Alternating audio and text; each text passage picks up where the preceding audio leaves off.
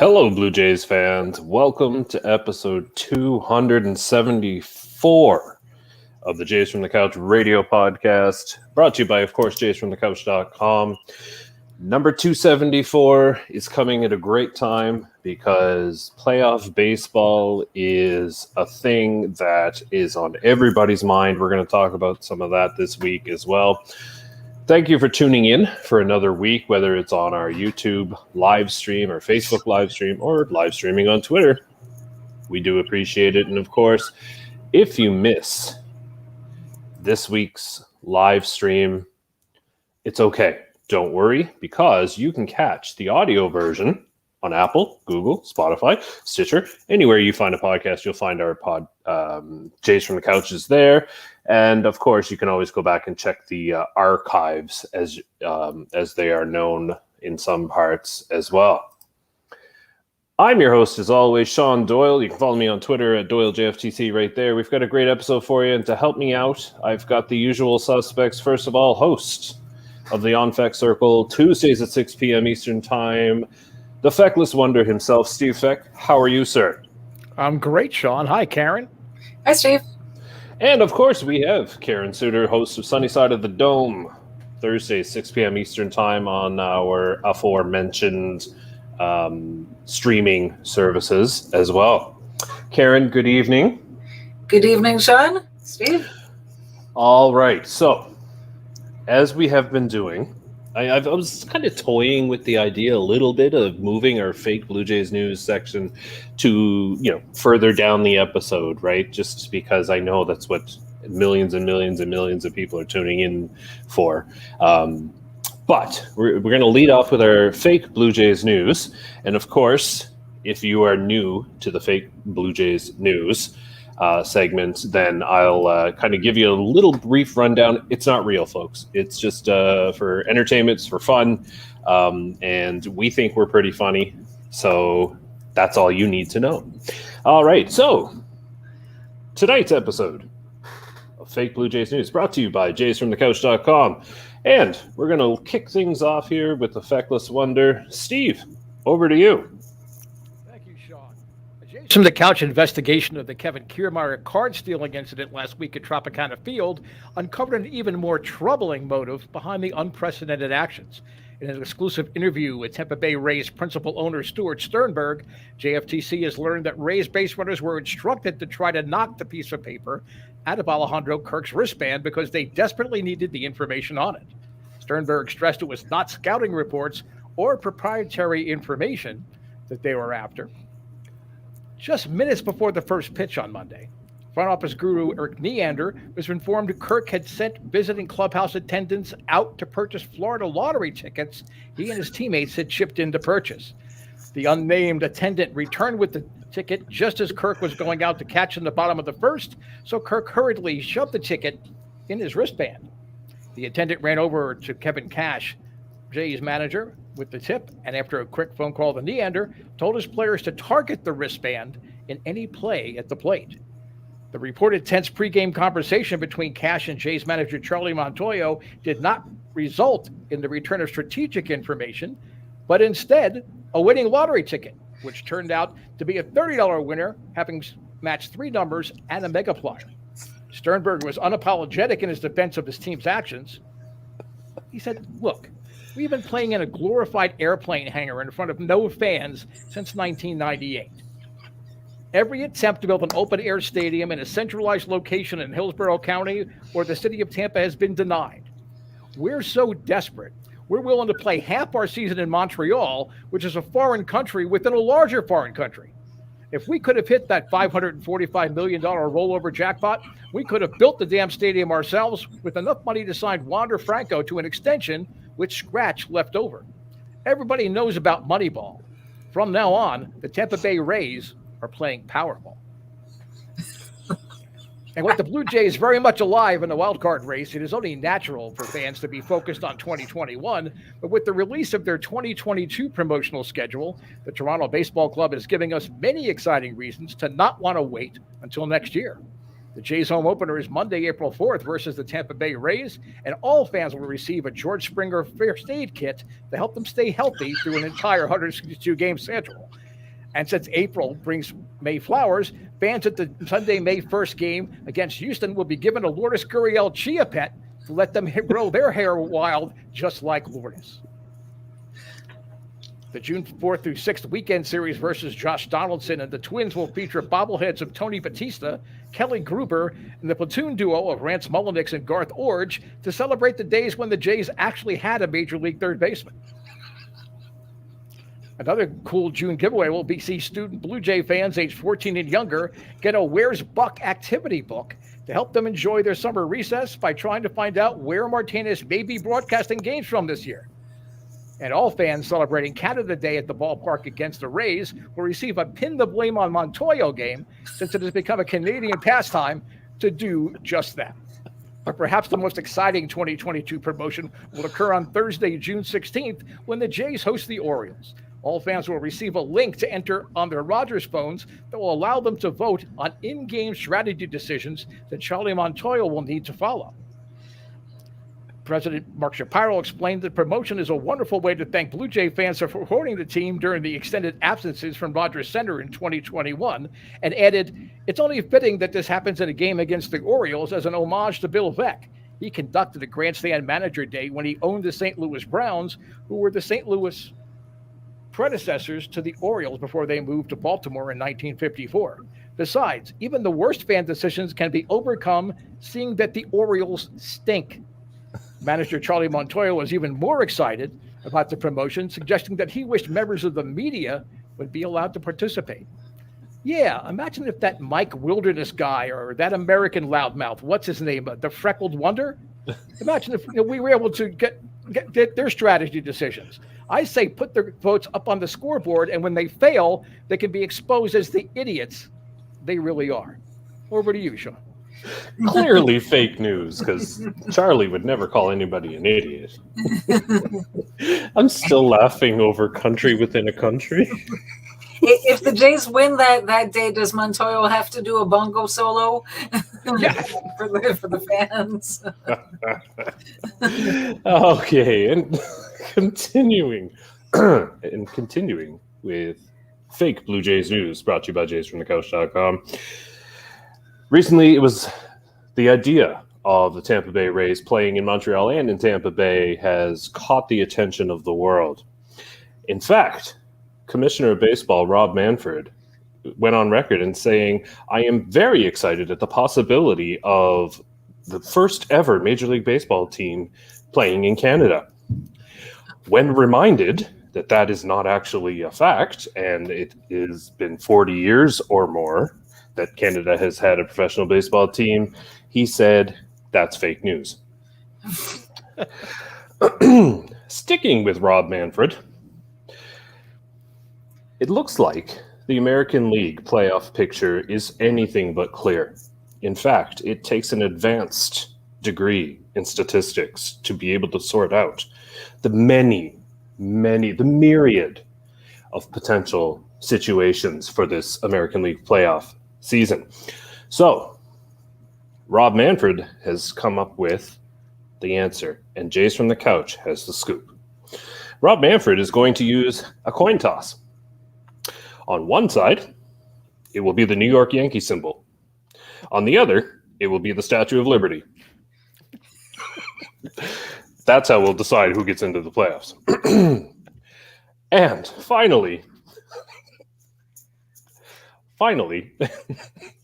recently, Lourdes Gurriel was stepped on by his teammate, Randall Grichuk, in a completely innocent-looking play. However, Jays from the Couch, in our advanced technology, we were able to slow down the video. And fans, you are not going to believe what I was able to uncover. First of all, if you slow it down, Lourdes puts his hand out to brace himself, and Randall looks down for a moment and says, "Aha!" And then he jumps over, all the while watching his hand. And then if you slow it down even more and take a quick online course in lip reading, you will hear when everybody's gathered around, Charlie Montoyo comes out to the outfield and Randall says, "Can we talk about my playing time now?" Now, I know that sounds harsh, However, further investigation showed that Randall Grichuk has had a little target taped in his clubhouse locker. And you'll never guess what was at the center of it. A giant pineapple. I don't know what it means. However, Jays from the Couch will continue looking into that story as it unfolds. All right. And Karen, finally, bring us home with our fake Blue Jays news segment. To finish off your story and paraphrasing a smart man, if you don't like it, hit better.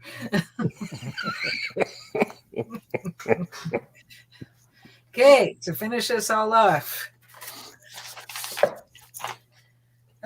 Looks like the Blue Jays season is officially over. They ran a poll of Blue Jays fans, and the consensus was that they're not making the playoffs this year. With a measly 34 games left to play and a whopping 6.5 games out of a wild. Wait a second. Hold on. I'm sorry. This is a month old. My apologies.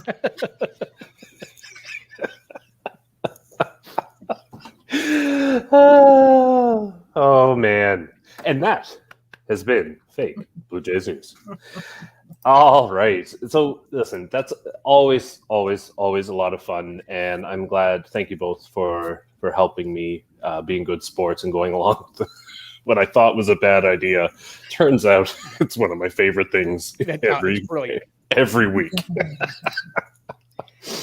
Anyway, here we are, smack dab in the middle of a playoff race that is honestly one of the more potentially intense races that I can remember. Now, Steve, I know like you probably remember way back to the very first World Series.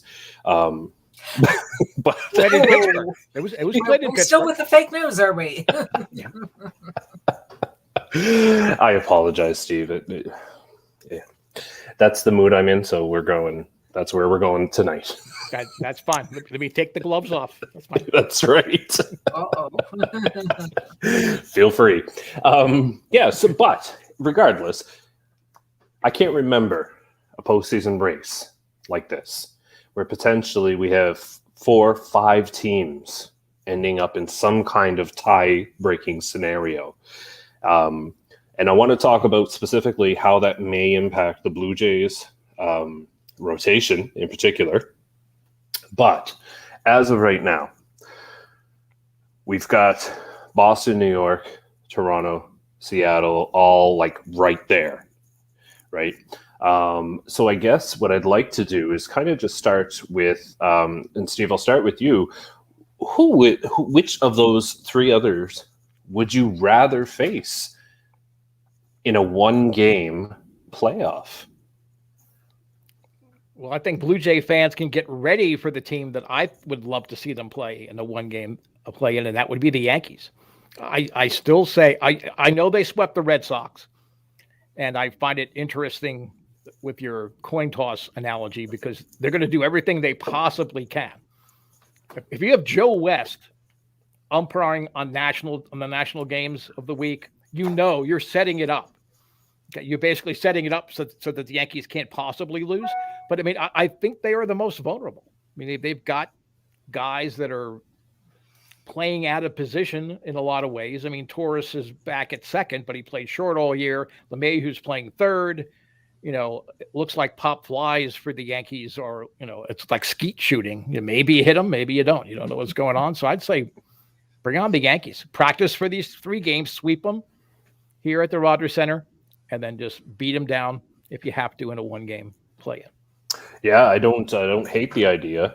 The only concern I would have is if that is played in Yankee Stadium, of course. I feel like, and the Blue Jays can hit home runs as well. However, the Yankees have this ability to use that right field, and why not, right? It's there. I get it, but that's the only thing that makes me nervous. Garrett Cole doesn't make me nervous. None of it, just Yankee Stadium in a one-game playoff. If it was a series, different story. But Karen, over to you. Seattle, Boston, New York. Who is it that you would love? I shouldn't say love, right? Because, if we're talking about what we would love to happen, the Jays would have won the East like 3 weeks ago, and then it would have been, but next year. But who would you rather?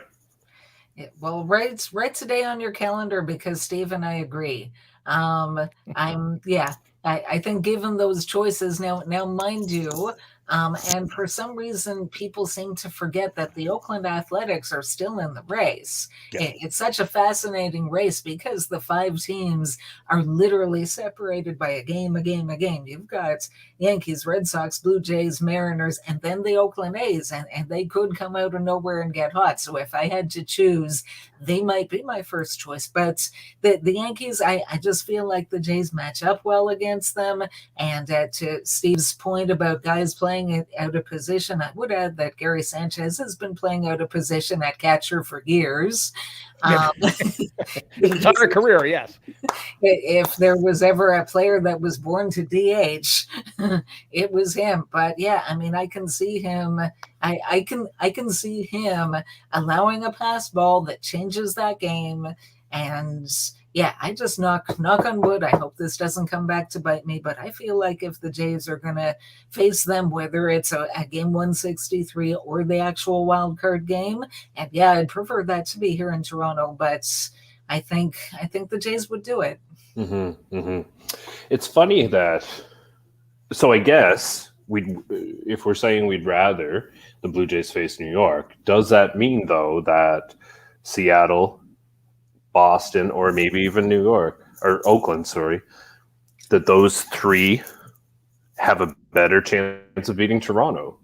Or is it just, I mean, for me, I would love for them to beat New York regardless. Every time you get a chance to beat New York is just that much better. In a wild card game or a 1-game play-in, it's even better. So Steve, when you look at it that way, are those 3 other teams just teams that you don't feel comfortable, or you don't like Toronto's odds? I don't know that I would like them against the Red Sox. I mean, the Red Sox, even with their pitching issues, Alex Cora is a tremendous manager, and I think a lot of the guys on that roster are good to great situational hitters. So the Red Sox would make me nervous. The Mariners scare me not because they're better than the Blue Jays, but they're going to be playing. They're going to be so loose with nothing really to lose. I mean, just if they would make even a play-in game, not even a wild card game, it would be an incredible success considering everything that happened in Seattle this year. So I would just be afraid that the baseball gods, the fates, would be against the better team in the Blue Jays if they would match up against the Mariners. Mm-hmm, mm-hmm. And the other thing too is Seattle over the last little while has been super hot, right? But we all know, Karen, as fans of the Toronto Blue Jays, that hot streaks can end, right? And it just takes 1 game. So I guess, Karen, I'll throw the same question to you. Are those other teams that you would be scared of? I might be a little bit more concerned. I mean, I look at the head-to-head matchup. Excuse me, the Jays played 3 against the Mariners a while back. That's when they were into the supposedly softer part of their schedule in August, and they had just come from finally playing in Toronto, and they were facing some teams that on paper might have allowed them to gain some ground, and they lost 2 out of 3 to the Mariners. Like I was surprised watching them that they did as well as they did. I wasn't expecting it, and yeah, apparently their pitching has really done well of late. So yeah, I mean, I think of those 4 teams, that might actually be the one that I would be the most concerned to face. I mean, the Red Sox just got swept by the Yankees. They've got some issues, the Red Sox. So, I mean, there's no such thing as a perfect team in baseball, but right. I mean, you hear lately that the comments from the players, and of course they're going to be confident. If you make it to the highest league in any pro sports, you don't do it without being confident, or you're not going to last very long. But I mean, the comments you've heard and read, in all likelihood, that we the players in that clubhouse feel like we're the best team in baseball, and there's nothing wrong with that, because when they're at the top of their game, I don't think there's anybody that they can't beat when they're at the top of the game. Highlight 1,000 times, because it doesn't always happen. I mean, they've gone hot, they've gone cold all of a sudden, inexplicably at times, and you don't, like Hyunjin Ryu, he's kind of a microcosm of the whole team. When he's good, he's really good, but you don't always know on a given night which version is going to show up. So... Right. And that, you know what? That might be a good opportunity for us to slide in and talk about this rotation, because in all likelihood, and Karen, I loved your idea earlier of, let's just, if Toronto can win that first wild card spot and then have every other team tied and then beat each other up, they're all going to have to go through their top pitchers, at least one of them. Right. And then Toronto gets that time to rest. But in the, again, myriad of playoff scenarios and tie-ins, in theory, you could have Toronto work its way through its three best pitchers just to get to the playoffs. Right. So I guess, and I want to start, because Karen, you brought him up. I want to start with Ryu.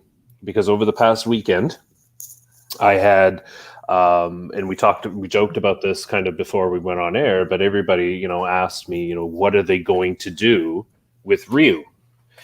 And I joked that, because Ross Atkins has my cell phone number, he texts me weeks in advance of playoffs, what his plans are, obviously.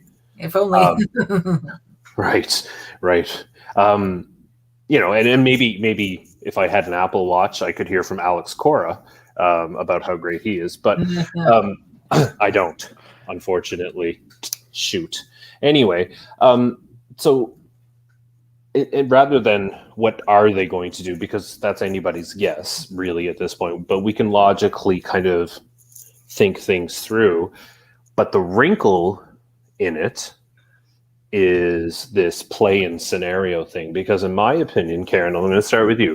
Hyunjin Ryu may not even make the postseason roster. And I say that because he cannot come out of the bullpen. He doesn't throw hard enough to be a reliever. And sure, he's smart, intelligent, and he can trick batters out, but he's not a reliever. So he may not even, in my postseason, in a perfect world, he may not even be on the roster. And they did it in 2015. Mark Burley making $18 million. And I get they're kind of, they're maybe at similar points in their career, to be honest.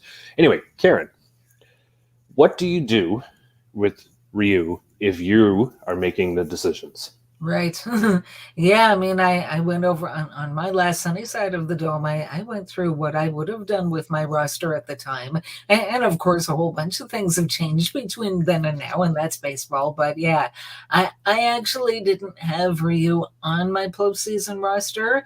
And it's unfortunate because, I mean, the Mark Burley comparison, but one of the differences is Burley was at the end of his contract. So when it became pretty clear that his MLB ability was all but gone, I mean, they weren't losing that much in terms of a contractual obligation. That they've got Hyunjin Ryu for 2 more years after this one.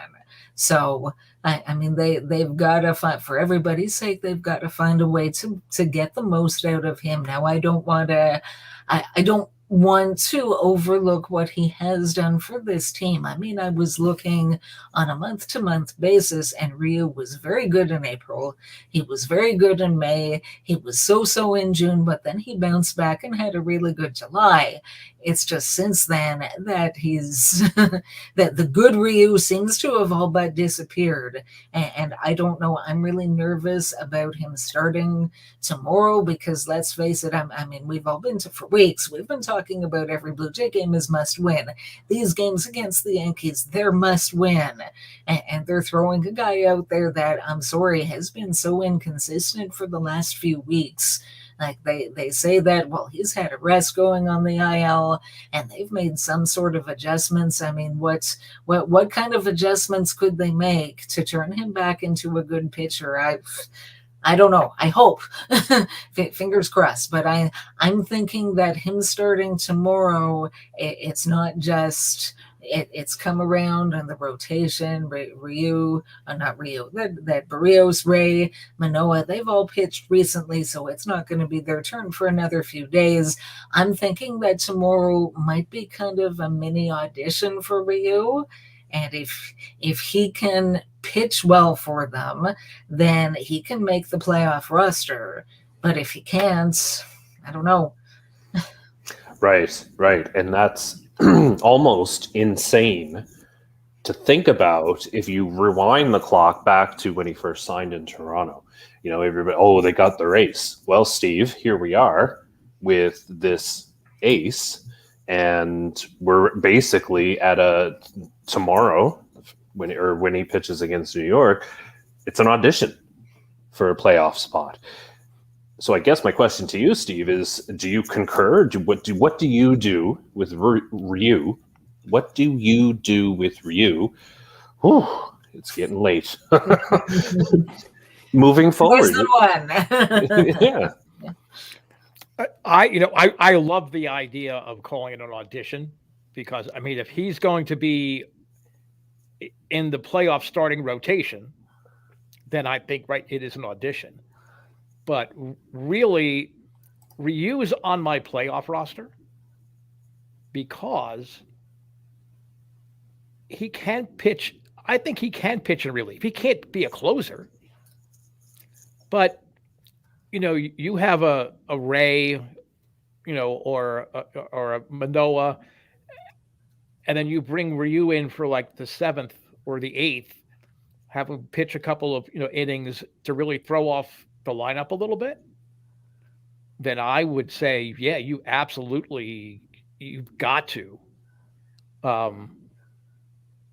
keep him on the roster, because he can fill a lot of different roles. God forbid a starter gets rocked early, he can go 3-4 innings for you as a bridge to try to get back in the ball game. And again, keeping that lineup off balance. That's why, in the 50s and 60s and 70s, they used to have knuckleball pitchers in the bullpen.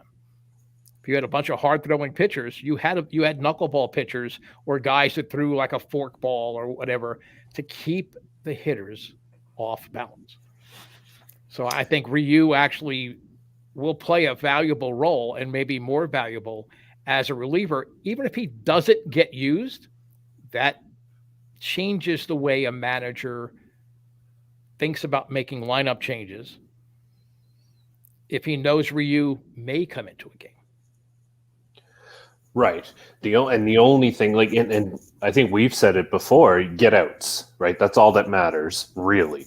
So how you get those outs doesn't matter. The only thing I would question is whether, how much time Ryu would need to get warmed up to come into a game. That would be the only, not a concern, but the question that I would have. And then, of course, the other thing that I think, that matters to this Toronto Blue Jays front office, and Karen, I'll get your thoughts.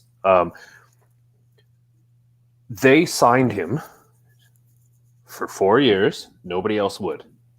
They gave him $20 million a year for 4 years. If they want to continue being able to bring in top talent, I would argue that this front office wouldn't dare keep Ryu off the postseason roster, just because of the message it sends, to the player himself with 2 more years left, but that it also sends to other potential free agents. So that, Karen, I guess my question is, am I wrong, or is this front office kind of thinking bigger picture when it comes to that? That's a really good question, and I don't know if you're wrong, because that's a really valid point, but man, it's such a double-edged sword. I mean, you bring a player in who at the time was one of the better free agent pitchers on the market, probably after Garrett Cole, and he went to the Yankees, and the Jays weren't going to pay him what the Yankees paid him, so that's not a problem. But I mean, they paid what it took to get him into a Toronto Blue Jays uniform.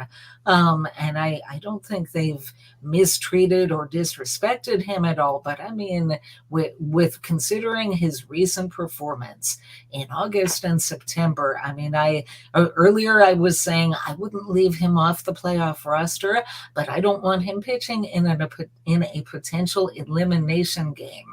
I mean, hopefully, let's say that the Jays make it as far as the ALDS. Have him start game one, because game one isn't an elimination game. I mean, it's somewhat prestigious to say, look, you got the first game, the start in the first game of a playoff series, and if he does well, then great. Then he gives them a good chance to win. If he doesn't, at least they have the opportunity to bounce back in game two and game three, a la David Price in 2015. But I mean, if it comes down to a play-in or a wild card game, I'm sorry to say it, but I really, really hope it isn't Ryu out on the mound, because you just don't know which version is going to show up. Yeah. And if he, after doing all that they did to put this team together, signing Robbie Ray, remaking Robbie Ray, bringing in Springer and Simeon, and trading for Barrios, and drafting smart with Manoah, and just on and on and on, all the different moves that they've made, trading for Hernandez, and how that's paid off. If all of that goes down the drain, if their season is lost because Ryu has a poor start, is it worth it? Right. So then, Steve, I'm going to throw this question to you. There could be a temptation to add him to the roster, the postseason roster. And again, we understand that in the ALDS and the ALCS, they can adjust their roster for each round, right? So I get that. My question to you, Steve, is I think we can all agree that a one-game scenario is not ideal for Ryu. But, Steve, my question is, do you put him on your postseason roster and not use him? And you could say the situation never called for it. And in Karen's idea aside, because I think it's a great idea of having him start the first game. But I guess, Steve, you put him on the roster. He doesn't get embarrassed or he gets to save face. The front office doesn't have to have the awkward conversation, and they may not have to use them. So it's kind of like the best of both worlds. But I guess, Steve, my question is, do you use a roster spot for that? Well, I don't know who else you would bring up, to put Ryu there, but sometimes it's a decoy. I mean, it's like having, like a Matt Stairs on your roster, or when Kirk Gibson in '88 had no right to be on the World Series roster. He had that miraculous home run in the back of the opposing manager's mind the rest of the series. You have, well, he did it once, so maybe he can come out and do it again. Jim Eisenreich was another guy with the Phillies and the Marlins. He really didn't get used a lot in the playoffs, but he was there, and the other manager had the kind of plan for that, and I think that's why you use him as a decoy. Right. And you know what? That is entirely possible, knowing that you have somebody like Hyunjin Ryu kind of just in your back pocket, maybe enough. It'll be fascinating, though, because we still have a week's worth of games left, and so many teams are right in it, including your Toronto Blue Jays. And it's just going to be fascinating just to see how it all shakes down. Okay. Then how they're going to proceed with their rotation and roster spots and all of that stuff. It will be fascinating. In fact, next week's podcast will probably be even better, Because the picture will be more clear. Maybe we may be on the first of 800 play-in games, but who knows?